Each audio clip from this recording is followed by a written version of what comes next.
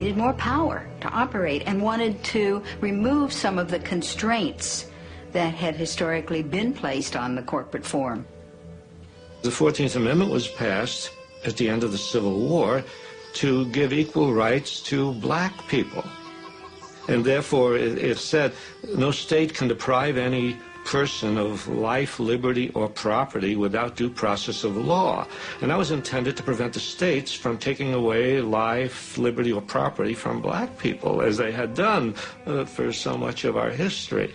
And what happens is the corporations come into court, and corporation lawyers are very clever, and they say, oh, you can't deprive a person of life, liberty, or property. We are a person. A corporation is a person. And the Supreme Court goes along with that. And what was particularly grotesque about this was that the 14th Amendment was passed to protect newly freed slaves. So, for instance, between 1890 and 1910, there were 307 cases brought before the court under the 14th Amendment. 288 of these brought by corporations, 19 by African Americans.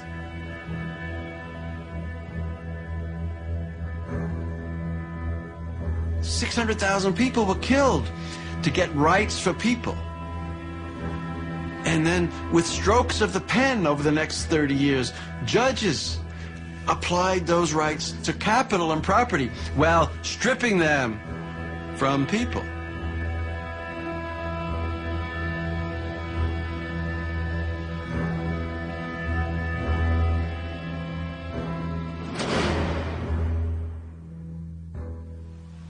Everybody makes a mistake once in a while, but I just can't be personally responsible.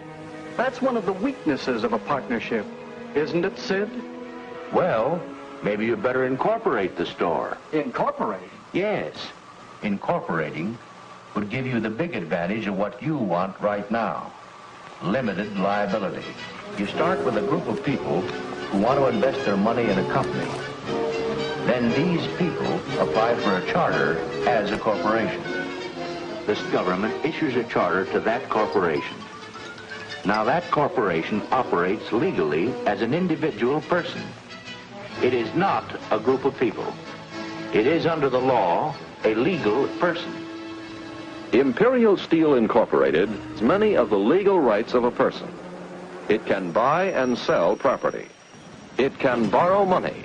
It can sue in court and be sued. It carries on a business.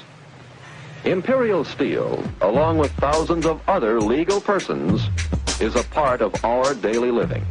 It is a member of our society.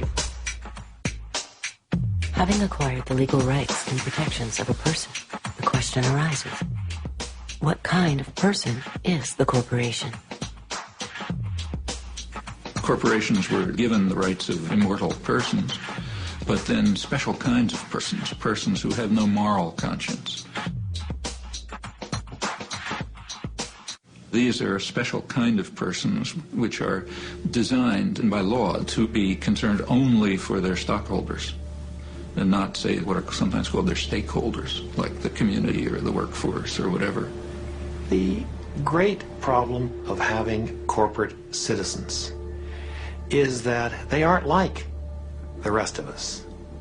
As Baron Thurlow in England is supposed to have said, they have no soul to save and they have no body to incarcerate. I believe the mistake that a lot of people make when they think about corporations is they think, corporations are like us. General Electric is a kind old man with lots of stories. Nike, young, energetic. Microsoft, aggressive. McDonald's, young, outgoing, enthusiastic. Monsanto, immaculately dressed. Disney, goofy. The Body Shop, deceptive. Very lovely. Do you know what the Body Shop is? Nope. They think they have feelings, they have politics, they have belief systems. They really only have one thing, the bottom line. How to make as much money as they can in any given quarter. That's it. Of course they make a profit, and it's a good thing. That's the incentive that makes capitalism work, to give us more of the things that we need. That's the incentive that other economic systems lack. People accuse us of only paying attention to the economic leg because they think that's what a business person's mindset is. It's just money. And it's not so, because we as business people know that we need to certainly address the environment, but also we need to be seen as constructive members of society. There are companies that do good for the communities. They produce services and goods that are of value to all of us, that make our lives better, and that's a good thing. The problem comes in the profit motivation here, because these people, there's no such thing as enough. And I always point out there's no organization on this planet that can neglect its economic foundation. Even someone, living under a banyan tree is dependent on support from someone. The economic leg has to be addressed by everyone. It's not just a business issue. But, unlike someone under a banyan tree, all publicly traded corporations have been structured through a series of legal decisions to have a peculiar and disturbing characteristic. They are required, by law, to place the financial interests of their owners above competing interests. In fact, the corporation is legally bound to put its bottom line ahead of everything else, even the public good. That's not a law of nature. That's a very specific decision, in fact, a judicial decision. So they're concerned only for the short-term profit of their stockholders, who are very highly concentrated. To whom do these companies owe loyalty? What does loyalty mean? Well, it turns out that was a rather naive concept anyway, as corporations are always owed obligation to themselves to get large and to get profitable. In doing this, it tends to be more profitable to the extent it can make other people pay the bills for its impact on society. There's a terrible word that economists use for this called externalities. An externality is the effect of a transaction between two individuals on a third party who has not consented to or played any role in the carrying out of that transaction. And there are real problems in that area, there's no doubt about it. Running a business is a tough proposition. There are costs to be minimized at every turn.